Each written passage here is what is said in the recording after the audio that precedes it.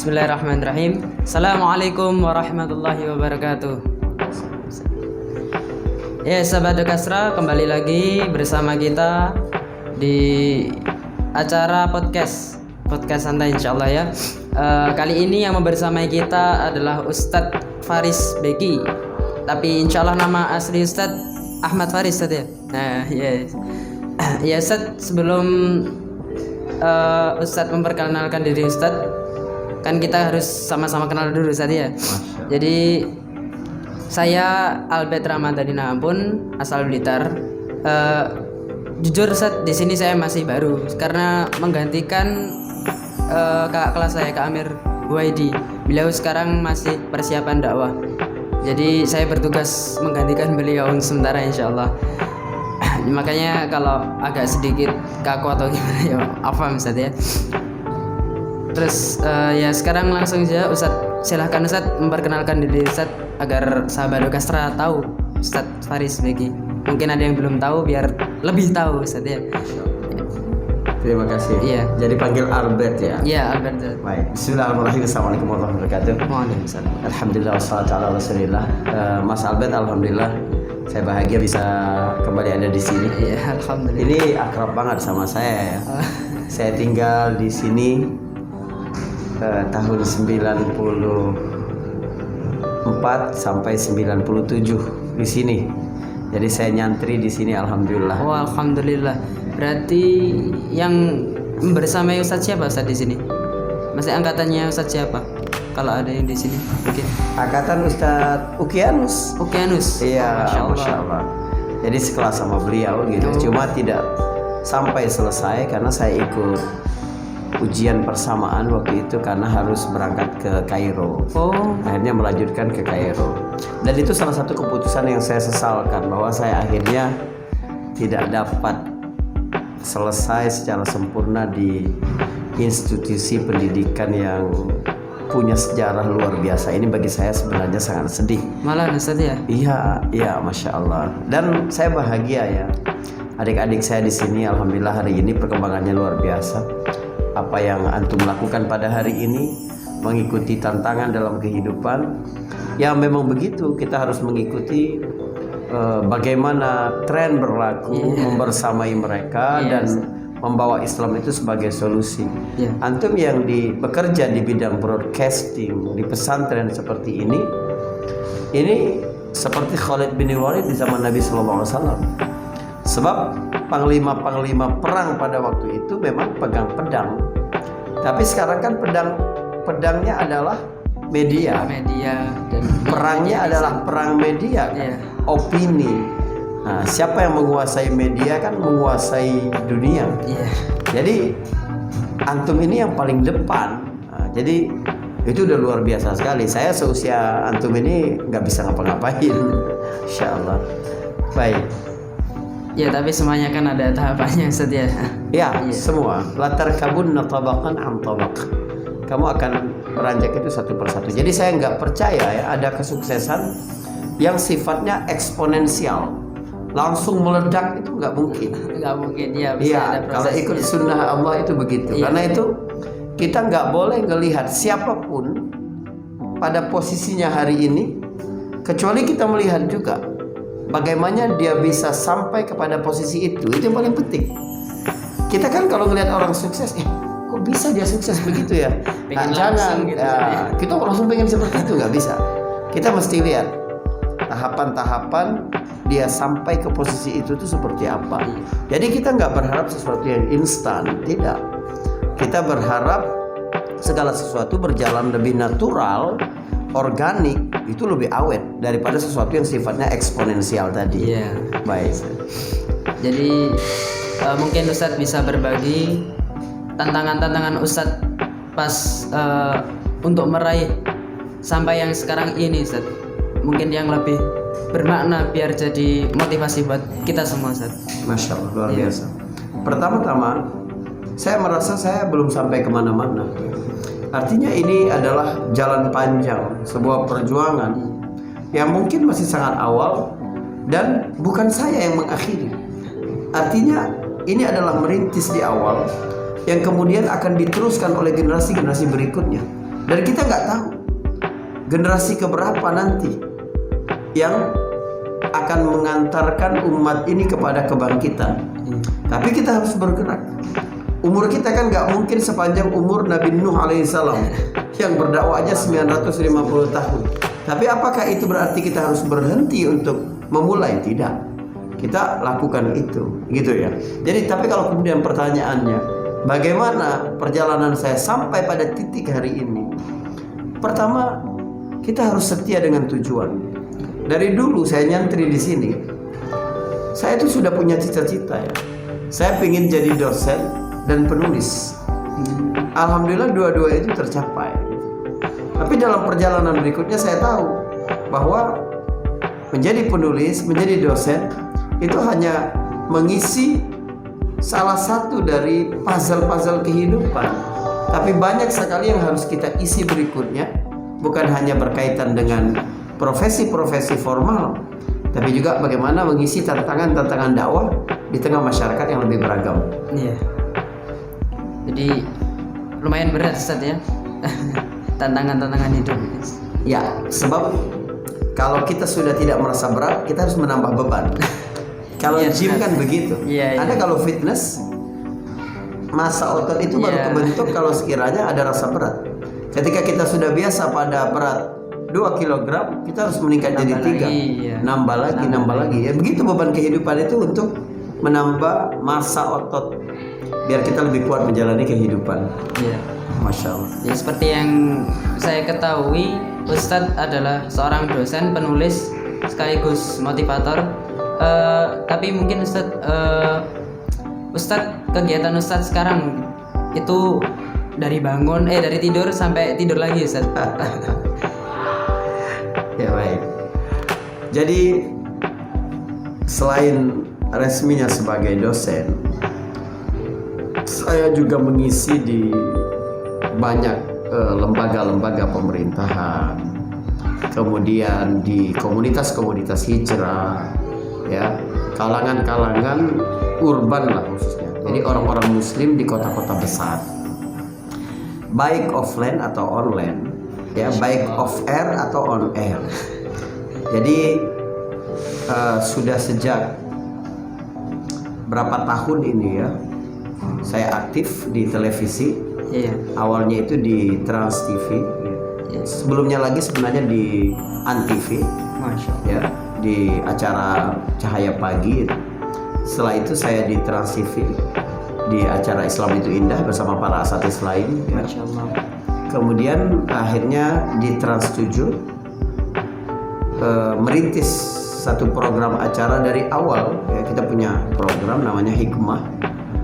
Itu yang tayangnya awalnya setiap hari Minggu, lalu bertambah jam tayangnya menjadi Sabtu Minggu. Masya Allah. Dan sekarang jadi 4 hari ya, Sabtu Minggu Senin Selasa gitu. Tapi memang tidak selalu ada sayanya dalam setiap tayangan itu karena ada pertimbangan-pertimbangan lain di televisi gitu. Nah itu yang biasa saya kerjakan ya. Tapi kalau rutinitas sehari-hari itu rata-rata kita itu mengajar. Apalagi kalau akhir pekan ya biasanya.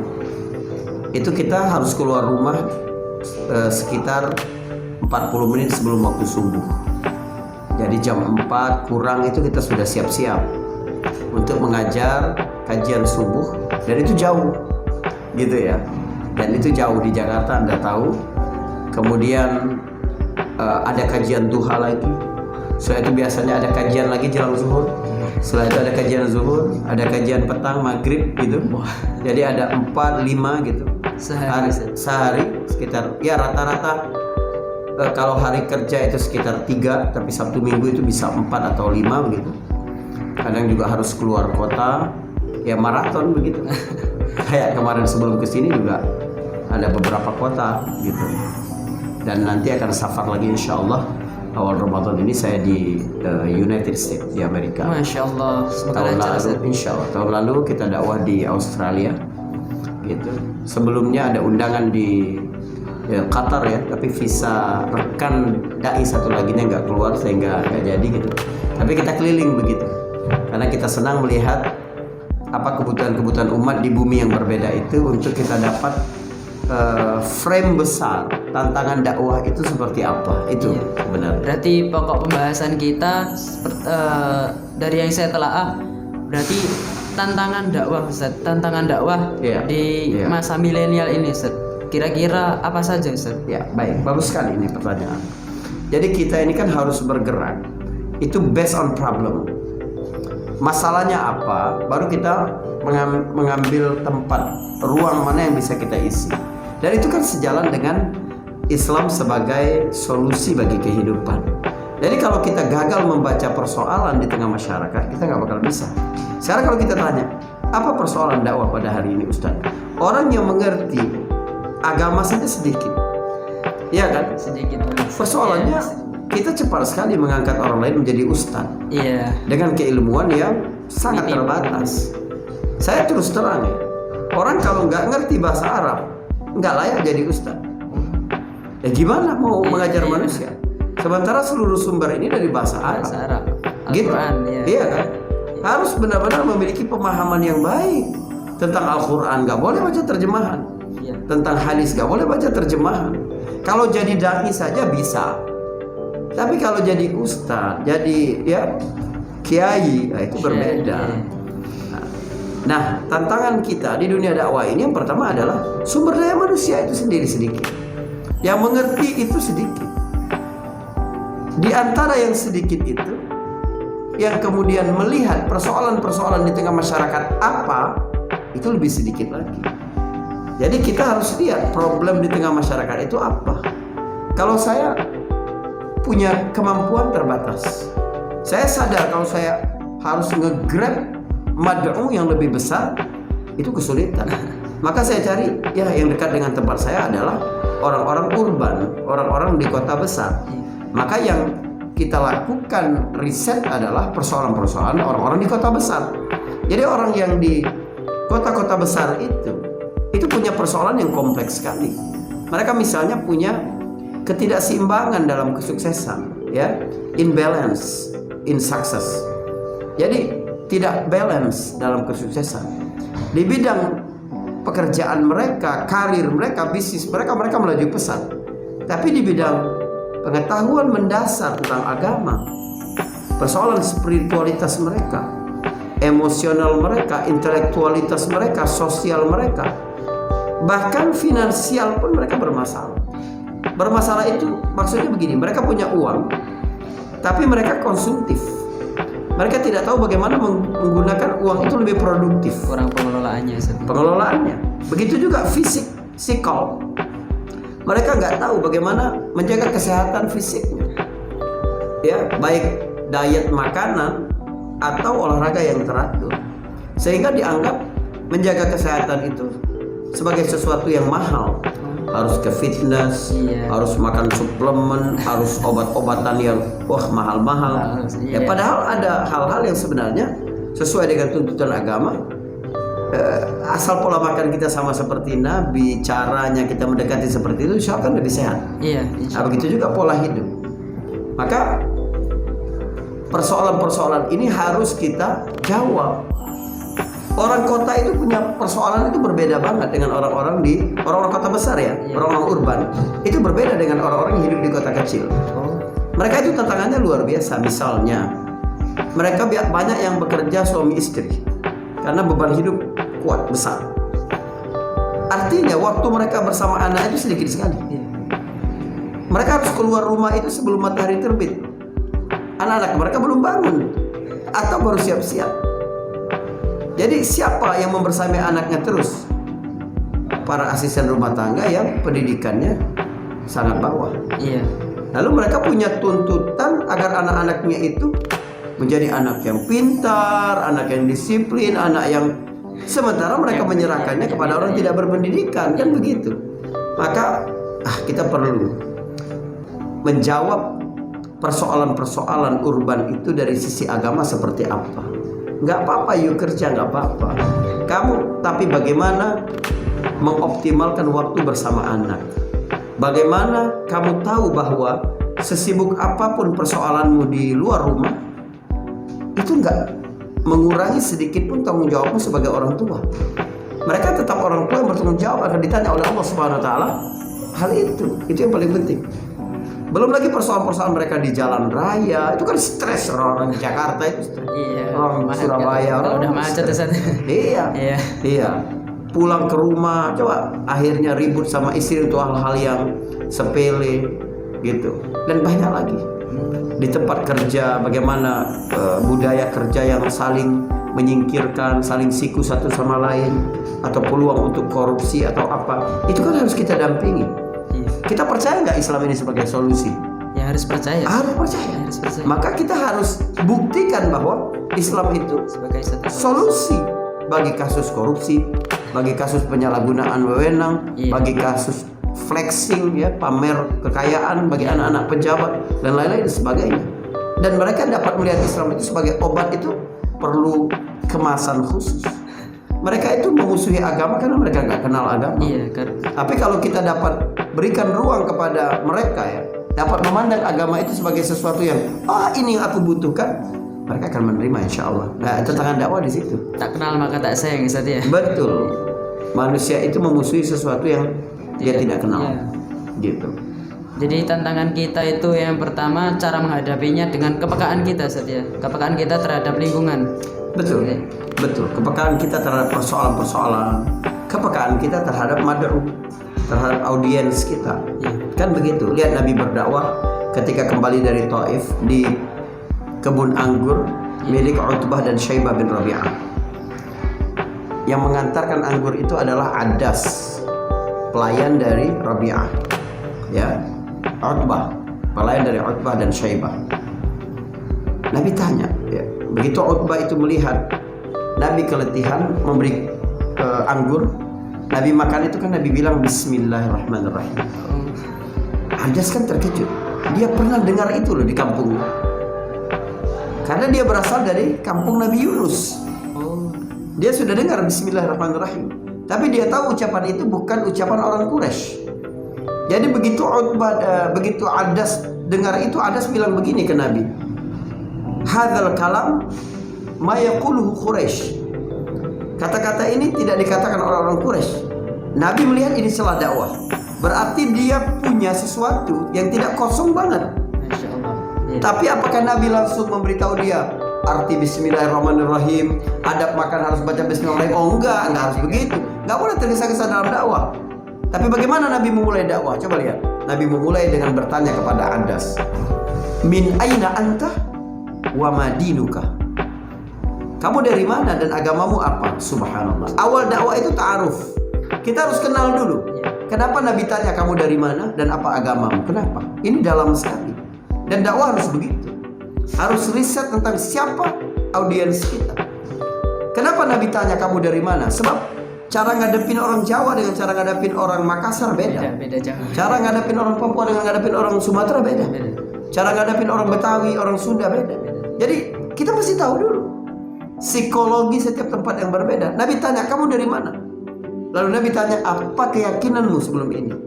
Untuk apa? Kita nggak boleh langsung melabrak, langsung nyesatin, langsung apa, orang lari dari kita. Walaupun kita bawa benar. Kan begitu persoalannya. Ada orang yang semangat sekali merasa dakwah mereka paling sunnah, dakwah mereka paling benar, dakwah mereka paling sesuai dengan Al-Quran dan hadis. Tapi cara mereka menyerang manusia siapapun gak suka diserang. Jadi tanya dulu, apa keyakinanmu apa? Adas bilang, ana Nasrani wa ana min Nainawa. Aku ini seorang Nasrani dari Nainawa. Nineveh itu kota di dekat Babilonia di Irak. Nah, itu kan. Nah, begitu Nabi tahu asal Adas dari situ, Nabi mencari persamaan. Kata Nabi, min qaryati rajulin salih Yunus bin Mita. Oh, kamu ini dari kampung seorang laki-laki saleh bernama Yunus bin Mita. Kan tambah penasaran Adas. Wa ma adraka ma Yunus bin Mita. Kamu tahu apa tentang Yunus bin Mita? Baru Nabi berdakwah. Cuma satu kalimat pendek Nabi berkata, "Zaka akhi kana nabiyan wa ana nabiyyun." Itu saudara aku. Dulu dia jadi nabi, sekarang aku yang nabi. Masya Allah, ya. Ada langsung mencium kepala Nabi, mencium tangan Nabi, mencium kaki Nabi. Coba berdakwah beberapa detik, ada langsung beriman. Karena begitu caranya, kita mengambil hati dulu, baru kemudian kita ungkapkan, kita sampaikan apa yang harus kita sampaikan dari dakwah. Kira-kira begitu. Keterampilan mengambil hati mad'u ini yang perlu kita asah. Begitu Albert. Masya Allah. Berarti setelah kepekaan kita terhadap lingkungan, cara kita berdakwah Ustaz ya. Betul Bang. Berarti kira-kira Ustaz bekal-bekal untuk kita agar kita bisa berdakwah. Apalagi kan nanti kita kelas 5 insya Allah, karena saya masih kelas 4, kita akan melaksanakan program dakwah. Tapi justru dakwah itu kan bukan hanya di program Ustaz ya, tapi di kehidupan kita sehari-hari. Kira-kira Ustaz, bekal-bekal kita ya untuk dakwah, untuk kita bisa berdakwah dengan baik dan benar. Baik. Anda setiap pulang kampung, kumpul dengan keluarga, itu kan medan dakwah sebenarnya. Iya. Jadi nggak harus menunggu kelas 5 untuk dapat pembekalan tentang dakwah. Iya, betul. Tapi bagus sekali ada tugas dari pesantren semacam praktek kerja lapangan yang berkaitan dengan dakwah. Iya. Ini seperti laboratorium sebelum nanti benar-benar siap menghadapi masyarakat. Siap dilepas di masyarakat. Kenapa kita mesti berdakwah? Iya. Sebab tidak ada pekerjaan yang lebih utama daripada berdakwah. Wa man ahsanu qawlan mimman da'a ila Allah wa 'amila salihan wa qala innani minal muslimin. Ini pekerjaan mulia. Sehingga apapun profesi kita harus berdakwah. Kamu nggak apa-apa jadi ahli komputer, tapi kamu berdakwah. Iya. Kamu ahli ekonomi, tapi kamu berdakwah. Kamu begitu terus. Ini nggak dakwahnya seolah-olah tugas ustad. Akhirnya kalau orang berdakwah jadi ustad, nggak bisa begitu. Apapun profesimu, kamu berdakwah. Nah, apa saja yang perlu kita siapkan? Tentu saja, nasihat saya buat para santri, ada banyaklah baca-baca literasi sekarang, perpustakaan, teman-teman untuk baca di situ. Itu penting. Sebab ilmu-ilmu alat di Bangil ini, tradisi pembekalan ilmu alat itu kuat sekali. Ya, orang di beberapa sekolah itu belajar usul fikihnya cuma kelas 6, belajar musolahnya cuma kelas 6. Tapi bertahun-tahun kita dari kelas 3 itu sudah belajar. Coba bayangkan. Jadi 4 tahun kita belajar kaidah-kaidah dasar sekali itu. Dan itu dapat diterapkan dalam berbagai disiplin kehidupan. Kaidah-kaidah usul itu kalau kita terapkan ya, itu bukan hanya untuk memecahkan persoalan-persoalan hukum fikih saja, bukan. Tapi kiat-kiat kehidupan banyak sekali kita dapati dari situ. Karena kita belajar mantik di situ. Ya kan? Berpikir teratur di situ. Kemudian tenang, mengambil sesuatu harus berdasarkan dalil. Nah, itu kan kita menjadikan sentral kehidupan kita itu adalah aturan Allah Subhanahu wa taala dan dipahami dengan cara yang benar. Itu yang pertama. Ya, jadi penguasaan kita kepada literasi teks-teks syariat harus kuat. Yang kedua, kita harus peka terhadap konteks kekinian. Lihat apa persoalan di kampung, apa persoalan di kota, apa persoalan bagi orang miskin, apa persoalan bagi orang kaya, apa persoalan bagi anak muda, apa persoalan. Itu harus kita catat semua ya. Lalu kita lihat bagaimana cara kita mengemas teks-teks syariat tadi sesuai dengan audiens yang berbeda tadi. Nah itu Albert. Iya. Ya, terima kasih Ustaz sudah menyampaikan ilmu dan memberikan waktunya, kesempatannya sehingga kita bisa hadir di podcast ini Ustaz. Syukran sekali Dokastra ya. Ya. Berarti teman-teman sekalian ramaikan dan majukan dakwah dengan meramaikan channel-channel dakwah ya. Subscribe Dokastra ya, dokumentasi asrama putra. Terima kasih, keren sekali. Terima kasih Ustaz. Barakallahu fikum. Mungkin cukup sekian sahabat Dokastra. Kita akan bertemu lagi di waktu yang lain insyaallah. Syukran kasiran. Assalamualaikum warahmatullahi wabarakatuh. Waalaikumsalam warahmatullahi wabarakatuh.